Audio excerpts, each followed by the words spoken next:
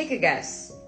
Do you know the number one place that the enemy does not want you to be in? If you're guessing church, yes, it's one of them, but that's not the one we're going to talk about right now. The number one place that the enemy will make sure his hardest to get you not to go here is the secret place. And what is the secret place? The secret place is that one spot where you and God meet on a daily basis. That one place where you can shut the door, close the door, get rid of distractions, and you sit down with God. Bible in hand, notebook in hand, worship playlist in hand, and sitting and being still before God. Do you know why the enemy doesn't want you there? Because the secret place is the place of, number one, God's rest. Number two, his peace. Deliverance happens there. Revelation happens there. Communication with God happens there. Prayers are answered there. Okay, this is important. The secret place is essential in your walk with God. Let's talk about this, because Matthew 6, Jesus specifically talks about the secret place and prayer. So he says from verse 5, when you pray, don't be like the hypocrites who love to pray publicly on street corners and in the synagogues where everyone can see them. I tell you the truth, that is all the reward they will get.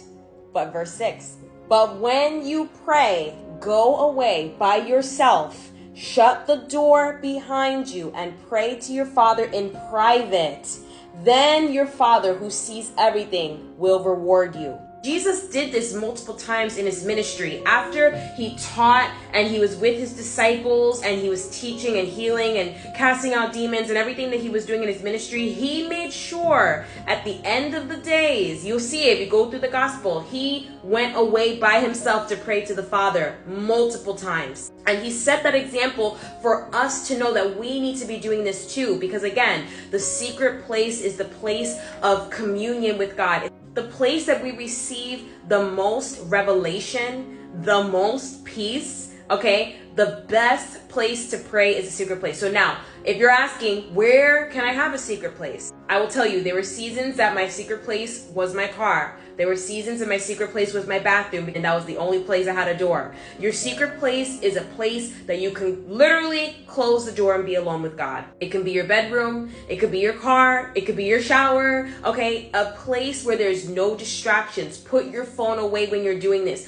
Make sure that your mind is set on God. And if you struggle with this is where worship music comes in. Right? You either listen to a worship song. You don't even have to listen to music. You could just start talking out loud to God. You could start off with thanksgiving and praising the Lord for who he is, what he's done for you. You could put your favorite worship music on. You could put an instrumental Christian music. I like Dapty Keys. Put that on in the background and just set your mind on God and let him just wash you with his love in that place. Like I'm telling you, that place changes you. Deliverance happens there. And the reason why the enemy doesn't want you to be there is because he doesn't want you to receive that. Haven't you noticed every time you try to pray or every time you try to step away, the distraction comes, somebody calls you, out of nowhere you have to do something, because the enemy doesn't want you there.